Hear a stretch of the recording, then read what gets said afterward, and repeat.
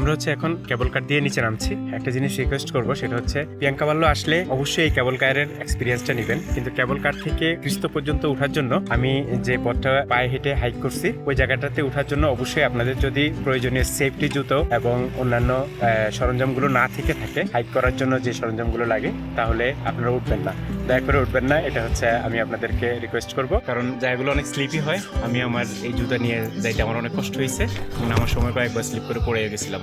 আর অবশ্যই এই কেবল কারের এক্সপিরিয়েন্সটা নেবেন। এটা খোলা কেবল কার, অসাধারণ একটা এক্সপিরিয়েন্স। তার পাশে উপর থেকে ভিউগুলো যথেষ্ট সুন্দর। আজকে আমরা যাচ্ছি ইতালির উত্তর পূর্বাঞ্চলের এক অপূর্ব সুন্দর পাহাড়ি পর্যটন কেন্দ্র পিয়াঙ্কাবাল্লো ভ্রমণে। আজকের এই ভ্রমণে আমরা শেয়ার করব অসাধারণ কেবল কার যাত্রা, হাইকিং করে প্রায় 2000 মিটার উচ্চতায় পাহাড়টির সর্বোচ্চ চূড়ায় ওঠার অভিজ্ঞতা এবং পাহাড়ের গা বেয়ে প্রায় 2 কিলোমিটার দীর্ঘ মাউন্টেন কোস্টার চড়ার ভয়ঙ্কর রোমাঞ্চকর অনুভূতি। পিয়াঙ্কাবাল্লো ওঠার পথে অর্থাৎ এই রেস্টুরেন্টটাতে অবশ্যই থামবেন। এখানে চাইলে এক কাপ কফি খেয়ে নিতে পারেন। আর এখানকার এই জায়গাটাতে অসাধারণ একটা ভিউ পাওয়া যায়।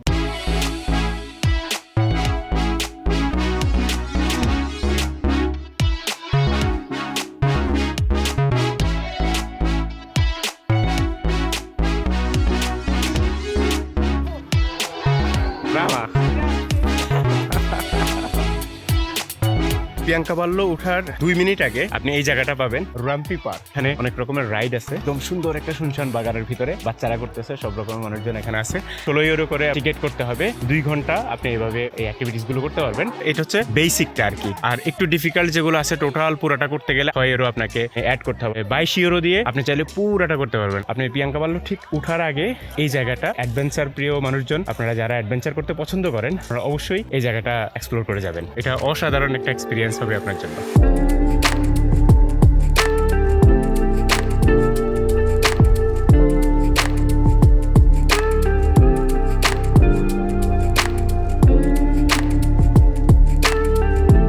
ওই পাশে আরো অনেকগুলো অ্যাক্টিভিটি আছে একদম উপরে, ওইদিকে অ্যাডভান্স লেভেলের যেগুলো আর কি। অর্থাৎ আপনি আরো 6 ইউরো যোগ করলে, 16 ইউরোর সাথে 6 ইউরো যখন যোগ করবেন, তখন ওই অ্যাডভান্স লেভেলের গুলো একদম উপরে অনেকগুলো আছে। আমরা ওইদিকে যাচ্ছি না এখন।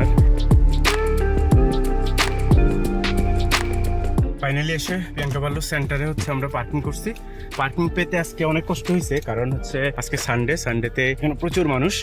মোটামুটি আমরা একটা পার্কিং পাইছি। এখন আমরা পিয়াঙ্কাবাল্লো এক্সপ্লোর করবো, কেবল কার আরো বাকি যা কিছু অ্যাক্টিভিটিস আছে আমরা দেখার চেষ্টা করবো আর কি। এখানে কয়েকটি রেস্টুরেন্ট ও কফি শপ রয়েছে। রেস্টুরেন্টগুলোতে প্রায় সব ধরনের ইটালিয়ান খাবারই পাওয়া যায়। এছাড়াও এখানে পর্যটকদের জন্য থাকার কিছু হোটেল রয়েছে। মনোমুগ্ধকর ছোট বড় অসাধারণ কাঠের স্থাপনাগুলো এখানকার পুরো পরিবেশকে আরও আকর্ষণীয় করে তুলেছে।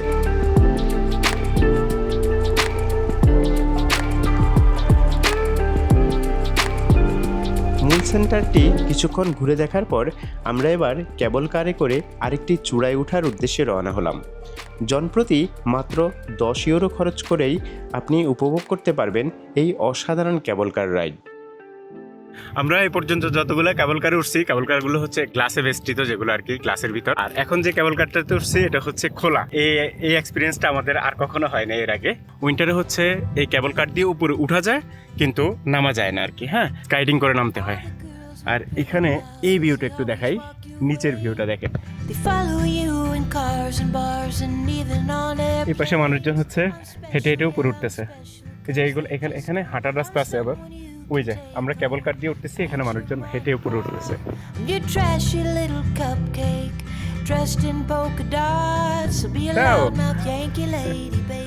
ওই পাশটা দেখেন, ওই পাশ একদম মেঘে পাহাড় ঢেকে রাখছে। আজকে অবশ্য বিকালে বৃষ্টি দেখাইছে, জানি না পরে উপরে উঠলে আমাদের কতটা খারাপ অভিজ্ঞতা হয়। আজকে প্রথমত যদি বৃষ্টি হয়, তাহলে তো অবস্থা পুরাই খারাপ হয়ে যাবে, কারণ বৃষ্টি প্লাস ঠান্ডা। কিন্তু বৃষ্টি হইলে একটা জিনিস হবে কি, হয়তো আপনাদেরকে মেঘে ঢাকা পাহাড়টা দেখাইতে পারবো আর কি। দেখা যাক কি হয়।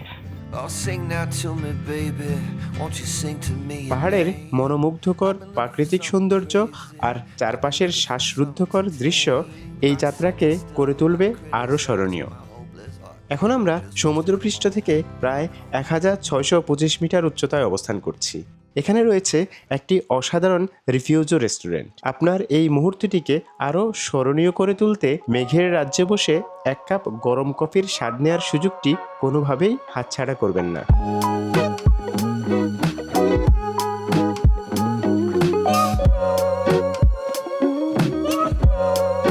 এখন আমি আরও প্রায় 400 মিটার উঁচুতে হাইক করে উঠব।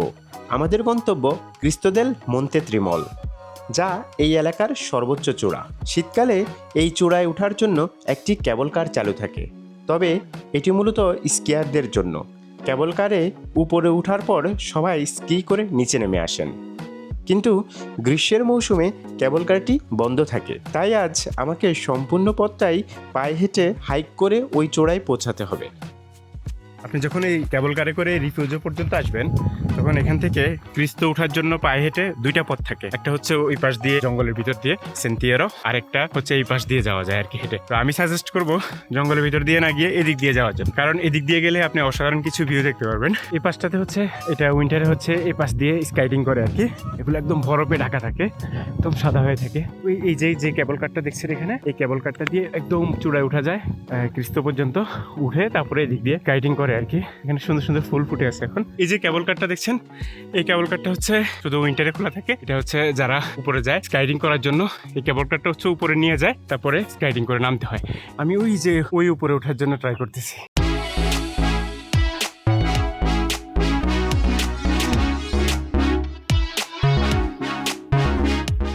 এটা হচ্ছে ক্রিস্তো।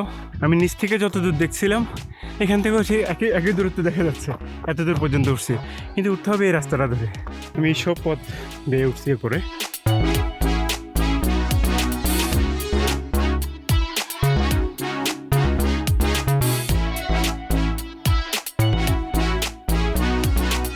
আমি এক হাঁটতেছি, এখানে একটা মানুষও নাই। এখানে একজনকে নামতে দেখছি, সে হচ্ছে আমাকে সতর্ক করলো যেন আর আমি উপরে না উঠি, কারণ বৃষ্টি হওয়ার সম্ভাবনা আছে। এখানে বৃষ্টি হইলে পরে এখান থেকে এই রাস্তাগুলো হচ্ছে অনেক স্লিপি হয়ে যায়।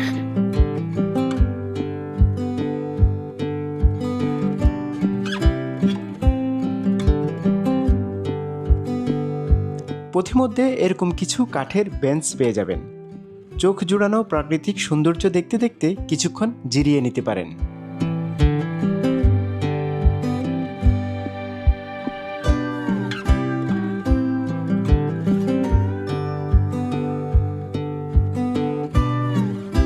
বৃষ্টি নিয়ে একটা শঙ্কা আছে, আর আমি পানি নিয়ে উঠি নাই, গলা অনেক শুকিয়ে গেছে। এখন অলমোস্ট 3টা বেজে গেছে, তো 5:30 পর্যন্ত হচ্ছে লাস্ট কেবল কার। বৃষ্টি হইলে এর আগে বন্ধ করে দিতে পারে। এখন আমার মোবাইলে নেটওয়ার্ক নেই। আমাকে যে নিচ থেকে কেউ একজন ইনফর্ম করবে যে কেবল কার বন্ধ হয়ে যাবে এখন বা নামার জন্য, আমাকে ইনফর্ম করার মতো সেরকম সুযোগ নেই। তো আমি যদি যাইতে কোনোভাবে কেবল কারটা বন্ধ হয়ে যায়, তাহলে ওই রাস্তাটুকু আমাকে হেঁটে নামতে হবে। রাত পার হয়ে যাবে তাহলে।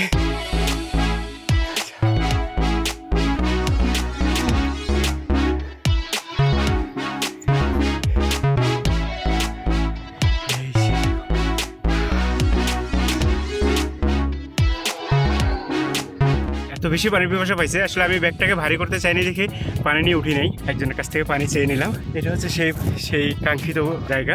দেখেন উপরে প্রচন্ড মেঘ করছে। আমাকে ওরা বলতেছিল, কয়েকজন মানুষ সেখানে পাইছে, ওরা বলছিল যে মানে তাড়াতাড়ি নেমে যাওয়ার জন্য। মোটামুটি সবাই চলে গেছে এখন। দেখেন অবস্থা।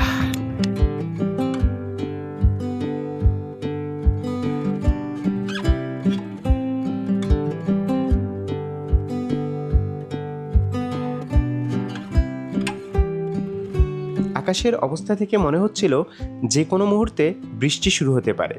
তাই যেই পথ দিয়ে আমি উপরে উঠেছিলাম সেই পথ দিয়ে আর না নেমে দ্রুত নিচে নামার জন্য স্কিয়াররা যে ঢালু পথ ব্যবহার করেন সেই দিক দিয়েই নামার সিদ্ধান্ত নিলাম।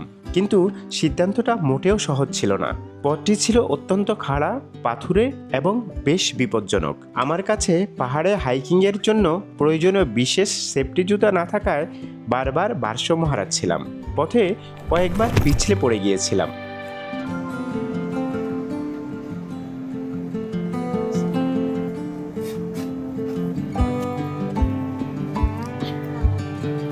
Gracias. মেঘ, পাহাড় আর সৃষ্টিকর্তার অপূর্ব সৃষ্টি চোখ ভরে উপভোগ করার পর এখন আমরা কেবল কারে করে ধীরে ধীরে নিচে নেমে যাচ্ছি। চারদিকে সবুজ পাহাড়, দূরের নীল আকাশ আর ভেসে বেড়ানো সাদা মেঘ, সব মিলিয়ে যেন প্রকৃতির আঁকা এক জীবন্ত ক্যানভাস।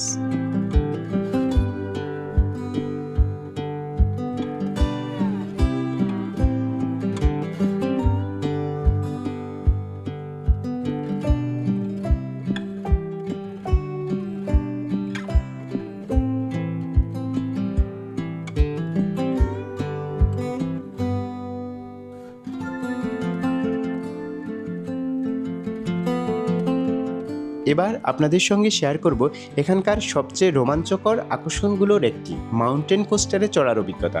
জনপ্রতি মাত্র 5 ইউরো খরচ করেই উপভোগ করতে পারবেন এই দারুণ অ্যাডভেঞ্চার। তবে রাইডে ওঠার আগে অবশ্যই সেফটি বেল্ট ভালোভাবে বেঁধে নিন এবং কর্তৃপক্ষের দেয়া সব নির্দেশনা মনোযোগ দিয়ে শুনে সেগুলো মেনে চলুন। নিরাপত্তাই সবার আগে।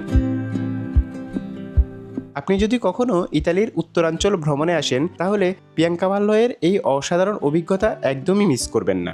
শীতকালে বরফে ঢাকা সাদা স্বর্গ আর গ্রীষ্মকালে সবুজ পাহাড়, রঙিন ফুল আর নির্মল প্রকৃতি, দুই ঋতুতেই এই জায়গা আপনাকে ভিন্ন ভিন্ন সৌন্দর্যে মুগ্ধ করবে। আশা করি আজকের এই ভ্রমণ আপনাদের ভালো লেগেছে। ভিডিওটি ভালো লাগলে একটি লাইক দিন, আপনার মতামত কমেন্টে জানাতে ভুলবেন না এবং এমন আরও সুন্দর সুন্দর ভ্রমণের গল্প দেখতে চ্যানেলটি সাবস্ক্রাইব করে পাশে থাকা বেল আইকনটি অন করে রাখুন। আপনাদের প্রতিটি ভ্রমণ হোক নিরাপদ, আনন্দময় এবং স্মরণীয়। দেখা হবে নতুন কোনো জায়গায় নতুন কোনো গল্প নিয়ে। সে পর্যন্ত সবাই সুস্থ থাকুন, নিরাপদ থাকুন, ভালো থাকুন। আল্লাহ হাফেজ।